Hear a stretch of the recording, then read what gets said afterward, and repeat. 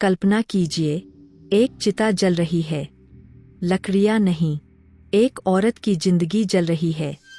भीड़ खामोश है, ढोल बज रहे हैं, और समाज इसे धर्म कह रहा है।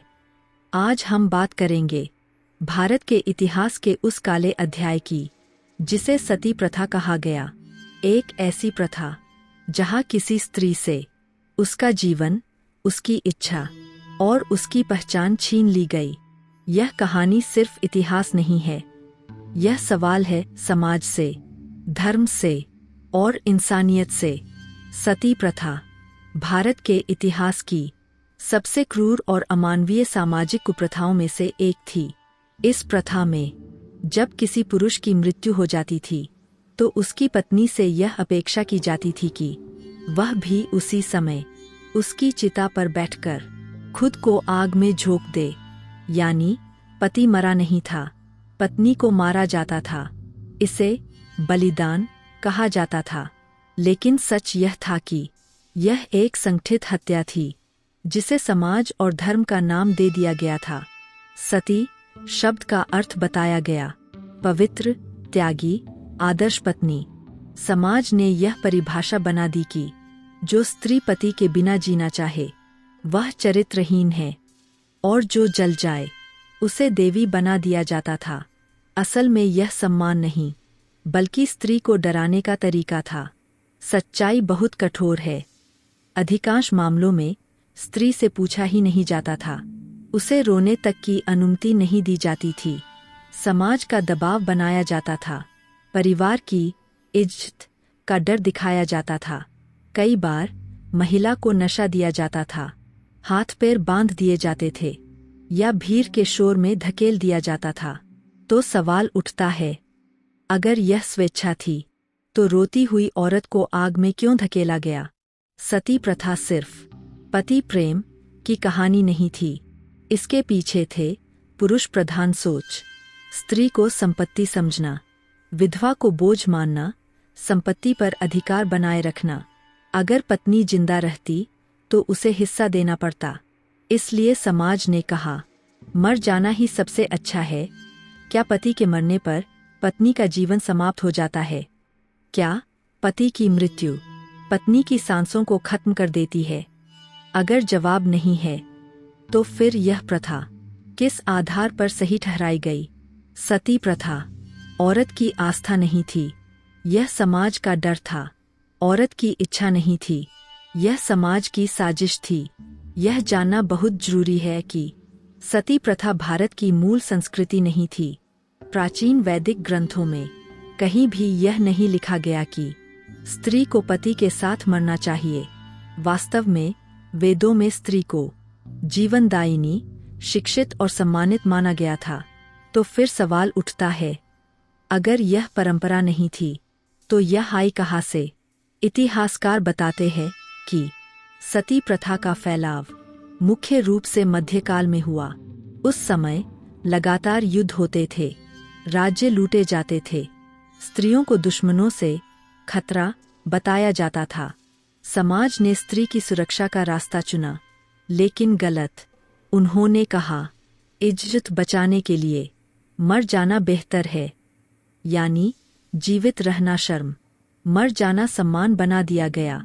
धीरे धीरे औरत को एक इंसान नहीं, बल्कि पुरुष की मालिकियत माना जाने लगा। पति के मरते ही कहा गया, अब उसका जीवन निरर्थक है। उसकी भावनाएं, उसकी इच्छाएं, उसका भविष्य सब मिटा दिया गया। कुछ ग्रंथों की चुनिंदा और गलत पंक्तियों को तोड़-मरोड़ कर सती को धार्मिक कर्तव्य बना दिया गया। लेकिन सच यह है, कोई भी धर्म हत्या को पुण्य नहीं कहता। धर्म को हथियार बनाया गया ताकि समाज सवाल न पूछे। सती प्रथा परंपरा से नहीं, डर से पैदा हुई, और जब डर को धर्म का नाम दे दिया गया तो अत्याचार पूजा बन गया। सती प्रथा के समर्थक अक्सर कहते थे, वह तो अपनी मर्जी से जली थी। लेकिन यह दावा इतिहास की सबसे बड़ी झूठी दलीलों में से एक है। सवाल सीधा है, अगर यह सच में स्वेच्छा थी तो फिर इतनी औरतें चिल्लाती क्यों थीं? अधिकांश मामलों में स्त्री को कोई विकल्प दिया ही नहीं जाता था। पति की मृत्यु के तुरंत बाद उसे सदमे की हालत में रखा जाता था। रोने तक की आज़ादी नहीं होती थी। पूरा गांव उसे घूरता था। परिवार इज्जत का डर दिखाता था। धीरे धीरे उसके मन में यह बैठा दिया जाता था, अगर तू नहीं जली तो तू बदनाम हो जाएगी। इतिहास में दर्ज है कि कई जगहों पर औरत को नशा दिया गया, उसके हाथ पैर बांध दिए गए, चिता पर धकेल दिया गया। भीड़ ने शोर मचाकर उसकी चीखें दबा दीं। अगर कोई भागने की कोशिश करती तो उसे पकड़कर फिर से आग में झोंक दिया जाता। इसे स्वेच्छा कहते हैं। सती सिर्फ एक परिवार का अपराध नहीं था, पूरा समाज शामिल था।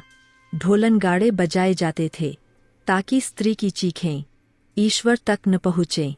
फूल बरसाए जाते थे ताकि लाश की बदबू सवाल न उठाए। जो औरत जलती उसे देवी बना दिया जाता और जो बचना चाहती उसे कलंक। यही था समाज का न्याय। सती स्वेच्छा नहीं थी, यह एक मानसिक, सामाजिक और शारीरिक हत्या थी। और हत्या तब सबसे खतरनाक होती है जब उसे सम्मान का नाम दे दिया जाए। जब किसी अन्याय को धर्म का नाम दे दिया जाता है तो उस पर सवाल पूछना पाप बना दिया जाता है। सती प्रथा के साथ भी यही सबसे बड़ा अपराध हुआ। कुछ ग्रंथों की अधूरी पंक्तियां निकाली गईं, उन्हें तोड़मरोड़ कर समझाया गया और कहा गया, पति के साथ चलना स्त्री का परम धर्म है। लेकिन सच यह है, किसी भी मूल धार्मिक ग्रंथ में यह आदेश नहीं है कि स्त्री को मरना ही होगा। फिर भी समाज ने धर्म का डर दिखाकर औरत की आवाज दबा दी। धर्म का असली उद्देश्य होता है करुणा, सुरक्षा और जीवन की रक्षा। लेकिन यहाँ धर्म को ऐसा बना दिया गया कि जीना पाप हो गया, सवाल करना अधर्म हो गया, विरोध करना ईश्वर का अपमान कहलाया। और जो औरत पूछे मैं क्यों मरूं, उसे कहा गया यह तेरा धर्म है।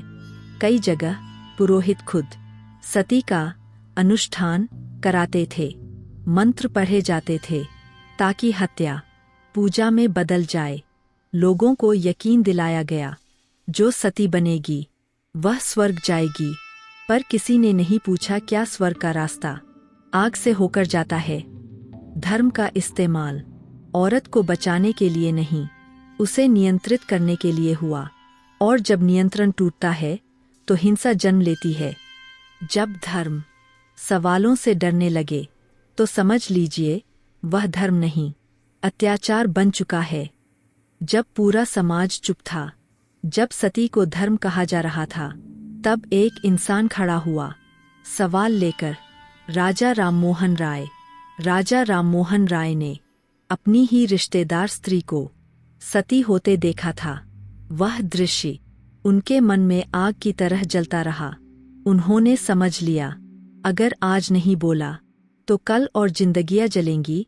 राममोहन राय ने ग्रंथों को पढ़ा, उनका गहराई से अध्ययन किया और समाज से कहा, सती धर्म नहीं है, यह ग्रंथों की गलत व्याख्या है, यह हत्या है, पुण्य नहीं।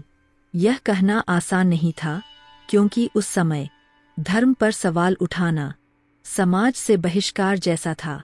राममोहन राय ने लेख लिखे, भाषण दिए, अंग्रेज सरकार से संवाद किया, जनता को जागरूक किया।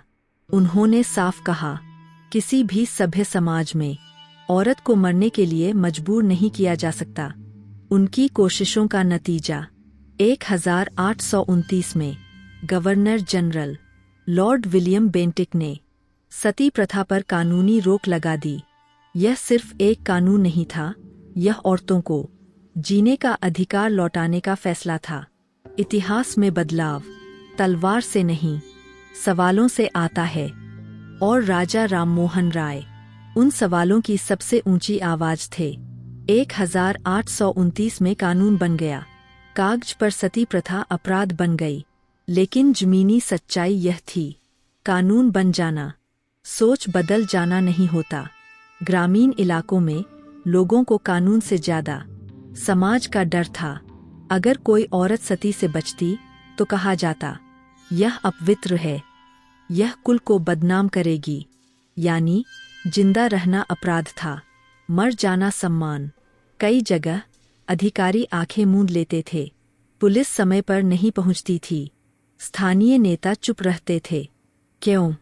क्योंकि सती को रोकना समाज से टकराना था, और समाज से टकराने की हिम्मत कम लोगों में होती है।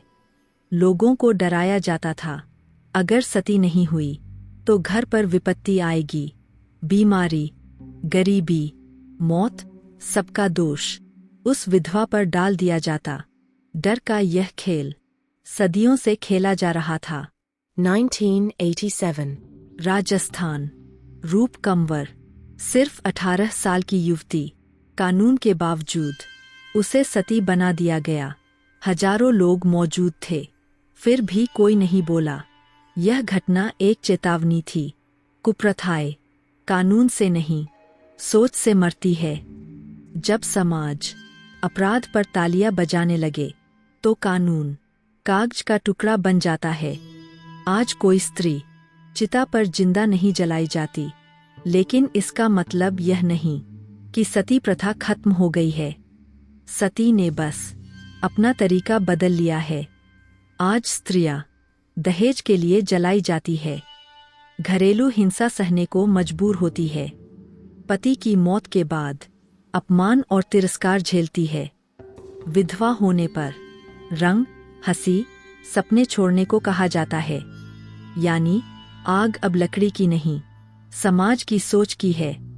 आज भी कई जगह विधवा को कहा जाता है, सफेद पहन, खुश मत दिखो, शादी में मत आओ। सवाल वही है, पति मरा है तो स्त्री को जिंदगी से क्यों निकाल दिया गया? आज भी अगर कोई स्त्री हिंसा झेलती है तो समाज कहता है, घर की बात बाहर मत निकालो। यही खामोशी सती प्रथा की सबसे जिंदा जड़ है। सती तब भी मारी गई थी, आज भी मारी जा रही है। फर्क सिर्फ इतना है कि आज आग दिखाई नहीं देती। सती प्रथा सिर्फ इतिहास की कहानी नहीं है, यह उस सोच का नाम है जो आज भी कहती है, औरत की जिंदगी किसी और के नाम पर तय होगी। लेकिन सच्चाई यह है, औरत किसी की परछाई नहीं, वह खुद एक पूरी जिंदगी है। अगर पति के बिना औरत का जीवन बेकार है, तो फिर माँ कैसे जीती है, बहन कैसे जीती है, बेटी कैसे जीती है? औरत देवी नहीं है, वह इंसान है।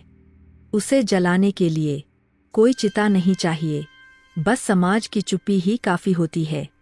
जब तक औरत को जीने की आज़ादी नहीं मिलेगी, तब तक सती प्रथा किसी न किसी रूप में जिंदा रहेगी। अगर यह वीडियो आपके दिल तक पहुंचा, तो इसे लाइक कीजिए, शेयर कीजिए और सब्सक्राइब कीजिए, क्योंकि इतिहास बदलने के लिए सिर्फ किताबें नहीं, आवाज चाहिए।